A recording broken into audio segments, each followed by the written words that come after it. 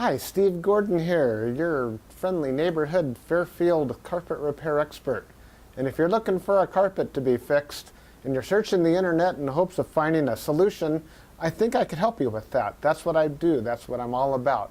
So watch my recording. If you have any additional questions, by the way, you can feel free to call here at the office. That's what we're all about here. And we would be just thrilled to come on out and fix your carpet. So I'm not an actor. I'm going to prove that for the rest of this video. I'm here to answer your questions. I look forward to hearing from you real soon. Steve Gordon, not the actor, the carpet guy, and enjoy. Here you go. Hi, Steve Gordon here, your friendly neighborhood carpet repair guy. And I promise you one thing, and that is I'm absolutely not an actor. So if you're looking for an actor to talk about carpet repair, you've come to the wrong place.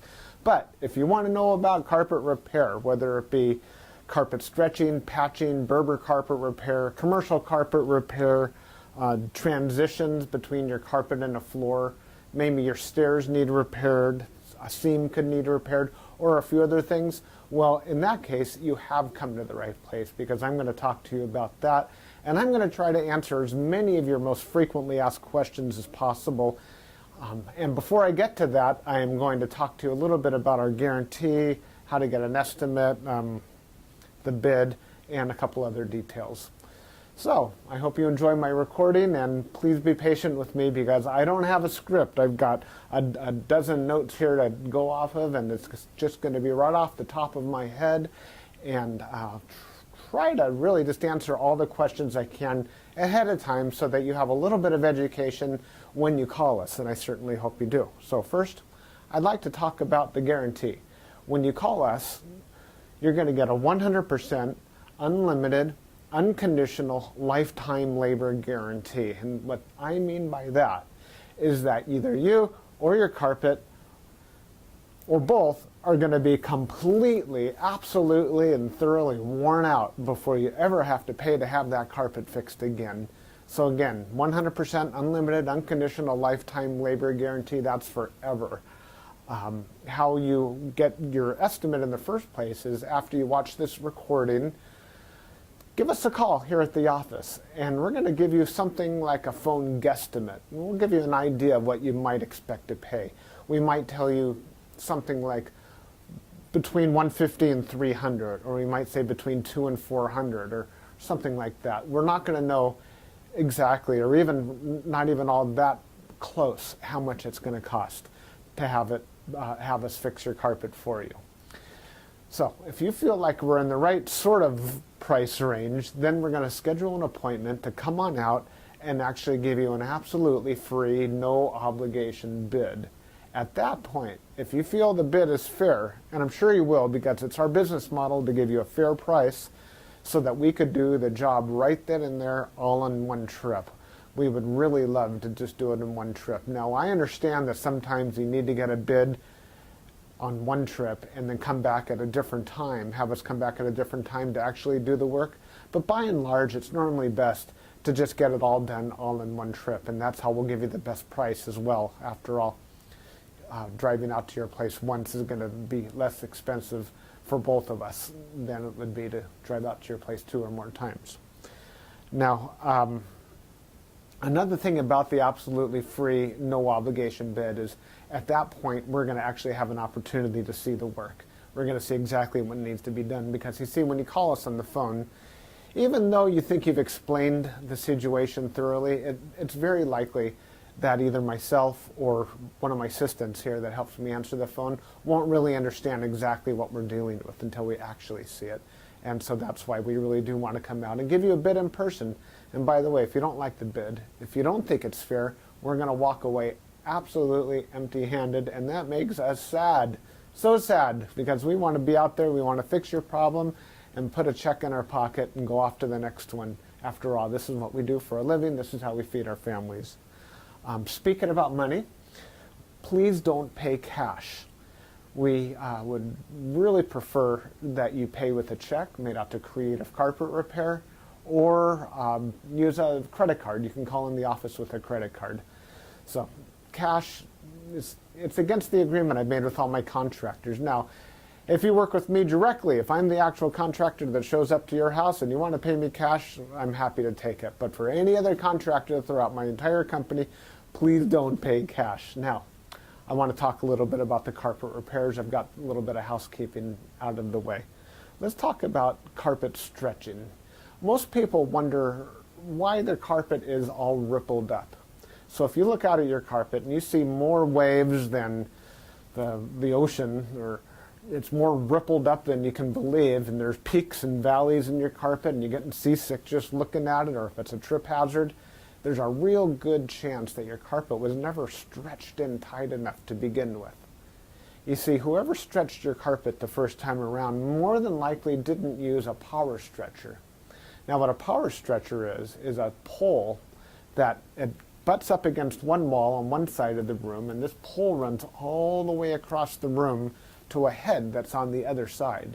And when we push down on this handle, the carpet gets stretched, and it gets stretched so tight that we have no doubt at all that we're going to be able to live up to that unlimited, unconditional lifetime waiver guarantee.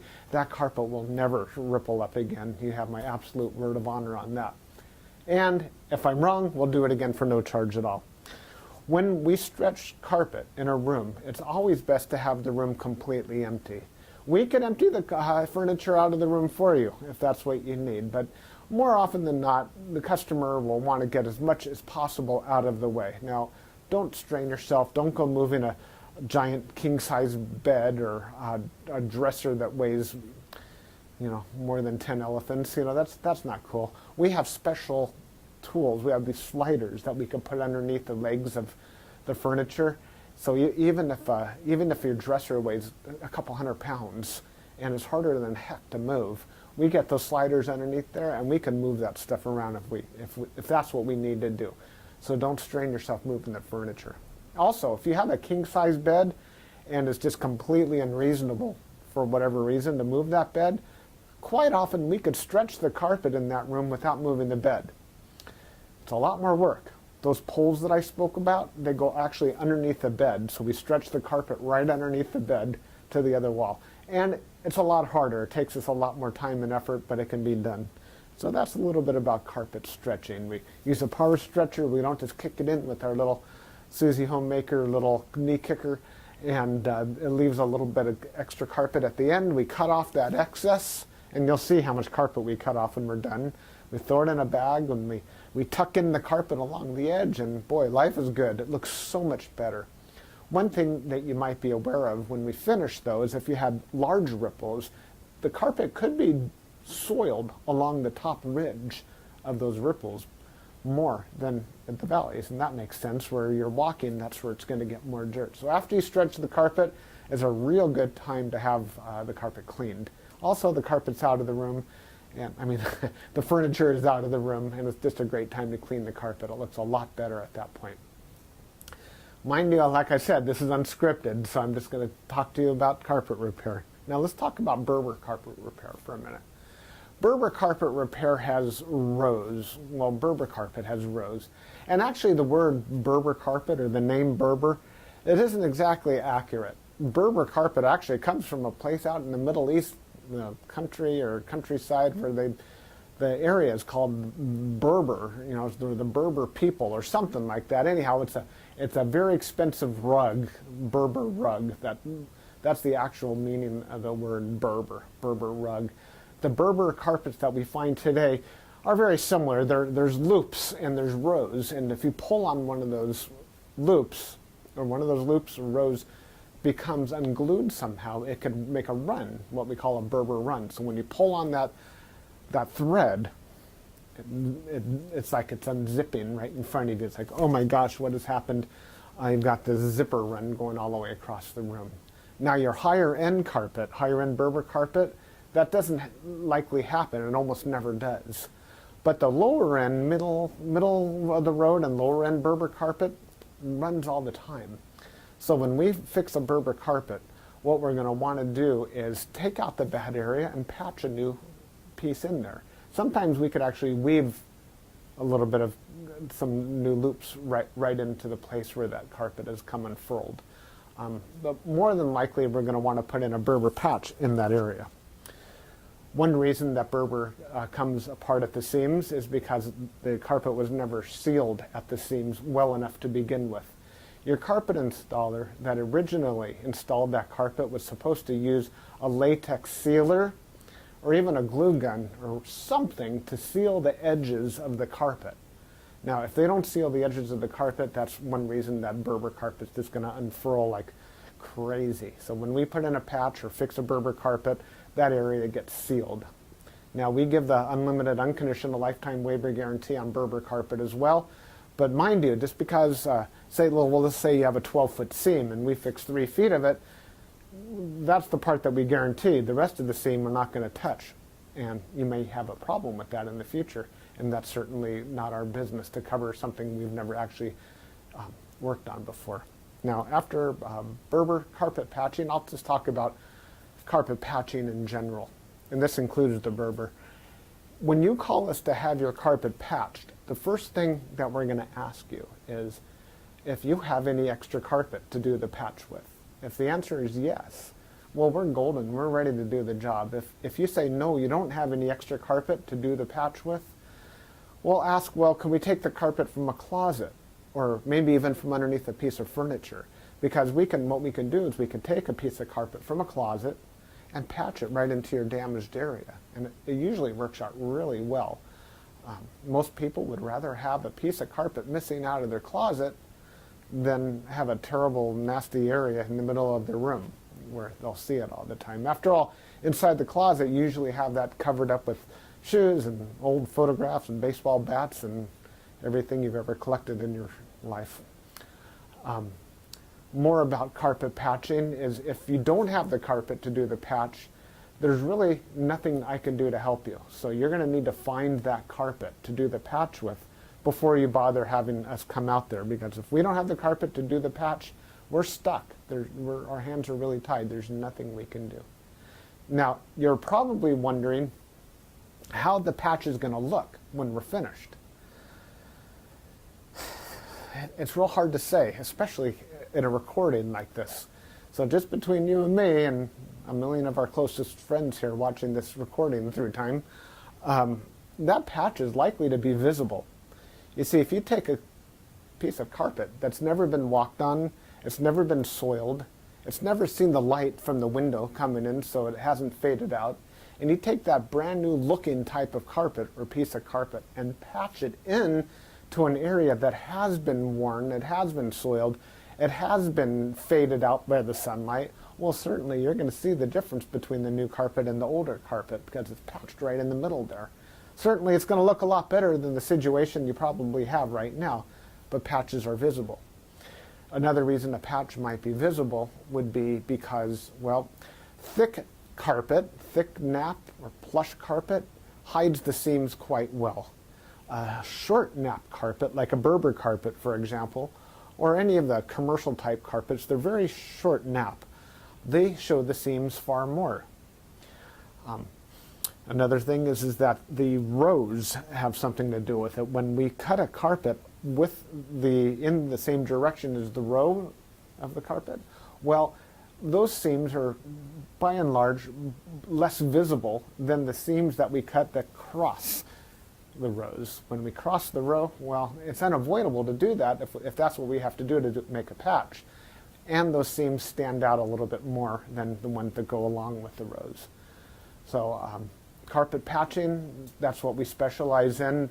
We could absolutely do that for you. Have the carpet available for us, and we also back up our patches forever, just like everything else, just forever and ever and ever. That patch will never come up. After patching, well, we could talk a little bit about pet damage also when we talk about patching. If you have an animal, a dog or a cat, or I've even seen it's been a bunny or a few other animals that have actually gotten locked behind a closed door. What'll happen is they'll get that separation anxiety and they'll try to dig their way out and they'll just rip the heck out of the carpet. That's one of the main reasons we'll do carpet patching. If that's the case, well, certainly it's just like any other patch. You supply the carpet, we'll put it in. However, if that animal didn't tear up the carpet, if they actually urinated on the carpet, there's a whole other thing we can do about that, and I'm going to need your help for that. what we'll do is we're going to ask you to go to the pet store or go online and buy twice as much of a product as you think you're going to need, maybe 4 times as much, to actually kill the odor. Now, the product I'm talking about is actually an enzyme, and what we'll do is we'll pull back the carpet, we'll remove the padding, clean the floor, and you'll pour this enzyme onto the floors underneath it all. And that enzyme will eat up all the proteins that contribute to the smell of the urine in your carpet. Then we'll put in new padding, and you'll pour that enzyme cleaner all over the backing of the carpet as well at that time. I'll reinstall the carpet, and then one more time we'll use that cleaner and we'll just soak that area of the carpet with that enzyme one more time. And that's likely to kill the scent altogether. That smell should be completely gone. If not, it's probably because your animal found another place that you don't even know about, and I'm sorry about that. There's nothing we could do about your animal. Now that we've spoken about pet damage, I like to talk about carpet to floor transitions. A lot of people call us because they put in a new floor. Maybe it's a tile or a wood floor, and their carpet now needs to be finished along that edge. More often than not, we don't need to put in any kind of metal there. There's a lot of different types of situations where you do want a metal. If you have an apartment building and you want the carpet to last a long time between the carpet and, say, for example, a linoleum floor, we could put some metal there. There are flat metals. They're the type of metals that they're called, I've called them beat-down metals before. I'm not sure exactly what they're called. Beat-down metals, they're gold and they're silver, and the carpet goes right in there and it gets hammered down. Gives a nice clean edge, and it protects the edge of the carpet for a very long time. But if you're like most homeowners, that's not why you're calling us for a transition. You're calling for the transition because you just put in a nice marble or travertine floor, or maybe a wood floor. And so what we'll do with that is we're going to pull back the carpet and put in a new tack strip right up alongside that floor. Now that floor is going to be holding the place as if it were a wall. So here's your floor, here's your tack strip right in front of it. We're going to pull the carpet over that tack strip and tuck it in right there. So all you're going to see is a nice smooth transition between the carpet and the floor. Now, many times when you put in a new floor, it's important to put in some work into the subfloor underneath, and that might include using hardy backer or some other type of material that raises the floor up even higher than it would have been. So let's just say, for example, you've got a 1/2 inch new tile and another 1/4 inch of underneath there of a hardy backer, or it could even be more. It could be 3/4 of an inch altogether, or even more, that is higher than the carpet. That's extreme. It's usually not that high, but let's just say it is. If we just bring the carpet up and end it right there, well, you're going to stub your toe against that thing. You're going to be cursing to holy high heaven every time you do that. It's just not fun at all. Trust me, it's not. You'll understand if you ever do that. What we're going to want to do in that case is one of 2 different solutions. We're going to do 1 of 2 solutions. One is we can pull back the carpet quite far and use a product like a Fix-All, which is a very fine cement type product.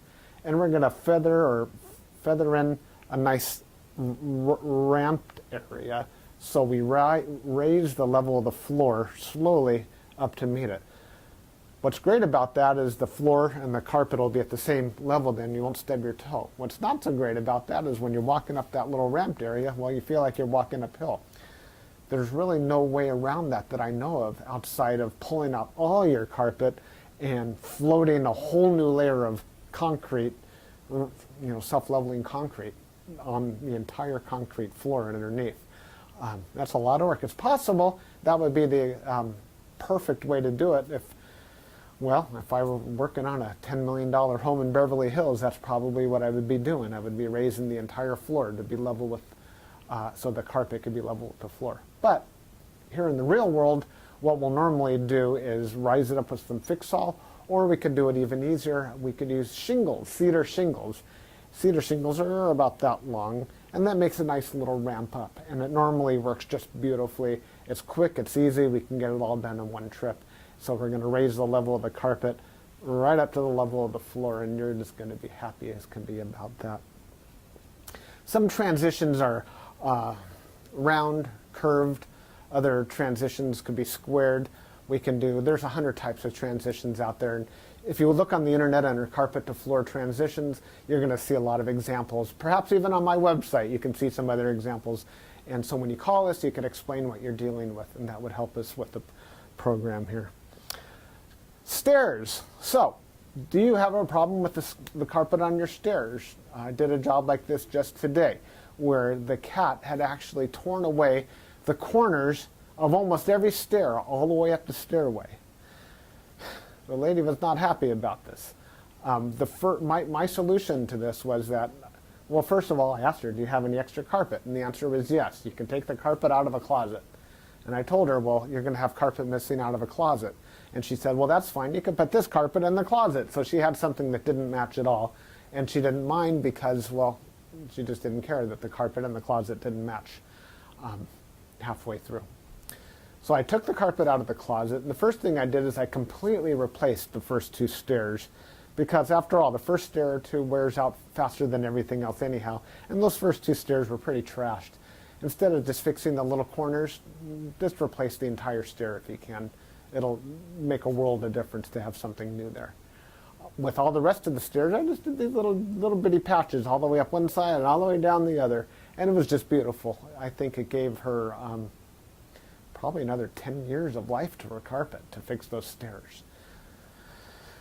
Another thing you could do with stairs, what some of my customers have done, and I love this idea, is replace the entire stairway by, well, let me back up a little bit. Let's just say you have a 3 or 4 bedroom house, and it's the same carpet throughout the entire house, and your stairway is pretty much in the middle of it all. And if you replace the carpet on your stairs, well, it's going to be a slightly different color than the rest of your carpet, and that's going to look low class, and we don't like that, do we? No, we don't. What I would suggest in that case is that we take the smallest room in the house, maybe a small bedroom or nursery, and pull the carpet out completely from the smallest room in the house and buy new carpet for that room. Then we have maybe a 12 by 12 piece of carpet, and we can replace the entire stairway with that carpet. That way it matches the entire rest of the house except for that one room. That'll easily save you $4,000, $5,000, $6,000, $7,000 right there. And it's a lot less work too. So I like that idea. You get a whole new stairway. A lot of people, you walk in the front door and there's the stairway right there. If the stairs look bad, it's hard to recover from that first impression. So take my word for it. That's a really great way of going. No stairs. Commercial carpet repair. If you have commercial carpet and that needs to be repaired, it either has ripples and waves or it needs a patch. If it's rippled, it might need to be stretched. We've already talked about carpet stretching. On the other hand, it might have a different issue. It could be your commercial carpet was glued down to concrete to begin with. If that's the case, what we do is we actually take a knife and we just cut right down the middle of those ripples, cut right down those bubbles, and we will re-glue the carpet right underneath there and smush it all down, and believe it or not, those bubbles are going to be completely gone. They might be completely invisible when we're finished. You won't even see where we cut it, because where we cut it is exactly where we put it back together. The carpet will be nice and tacky before we push it back down. It's a great solution. But if the carpet needs to be stretched, well, we have to get the power stretcher out, and we'll fix it up that way. Now, if your carpet in your commercial building, say you have an office, is because, let's just say that you removed a wall between two rooms. If that's the case, you may have a strip of carpet that's missing. It's always a great idea to just get a completely different color. So if you have blue commercial carpet, go get a piece of red or black. Just something completely different, because a patch going all the way down through the middle of the room that's just a little bit off, it looks low class again. But if we put a strip of red down the room, or burgundy or black, people walk in and they go, oh yeah, these people have got some class. They got a decorative idea. So that's just my opinion. Use a completely different color if it's something goes all the way across the room. Now if it's just a patch, a small patch for whatever reason, and you have a little extra carpet, we can always patch it in with whatever you have. Seam repair. Good news and bad news. The good news about seam repair is that we can make your carpet so the seam doesn't keep getting worse. The bad news is that if it looks bad now, it's probably not going to ever look good again, regardless of what we do to it. Seams have to be done properly the first time. You see, when we seam a carpet together before it's installed, we'll use a straight edge and we'll cut down both sides of the carpet, and then we're going to seal the carpet on both edges, and then we're going to seam it together, and it'll be perfect. When it's completely cooled down, then we stretch it in. If we go back and try to open up the seam and cut that carpet off and try to bring it together, the chances of it ever looking better are right around 0. So I'm sorry to tell you that your seam repair, we can make it possibly look a little bit better. We can make it stop getting worse. We can make it not be a trip hazard any longer. But don't have your expectations too high when it comes to seam repair. The last thing I want to talk about is flood damage. Now, if you're watching this right now and you've got a flooded out carpet, you are in a world of hurt, and I'm sorry. The first thing I would do if I were you is probably have about 3 fingers of scotch. And then I would go ahead and get an extractor, like a hot water extractor. You can rent them at the just about any rental yard, and just start extracting all the water. Pull back the carpet, get rid of all the padding that's underneath your carpet. Rent a couple of blowers, or as many blowers as you need, and these things, they kind of look like a snail. As a matter of fact, that's their nickname in the field. We call them a snail. And they're shaped like that, and boy do they ever blow. And you can blow dry the whole underneath of your carpet. Set it up and get the carpet completely dry. At that stage, that's when you call us, and we can supply new padding, put a new pad, reinstall your carpet, clean the carpet for you if you're in an area that we do carpet cleaning, and life is good. You can put your furniture back and you'll be happy again. You don't have to do it yourself. If you want to call a company, even ours, depending on your area, can do that extraction for you as well. Now, if it's really flooded, I mean, seriously, like you're ankle deep in water, don't even bother. It's beyond almost everybody's ability. That means that your baseboards are all going to be all wet.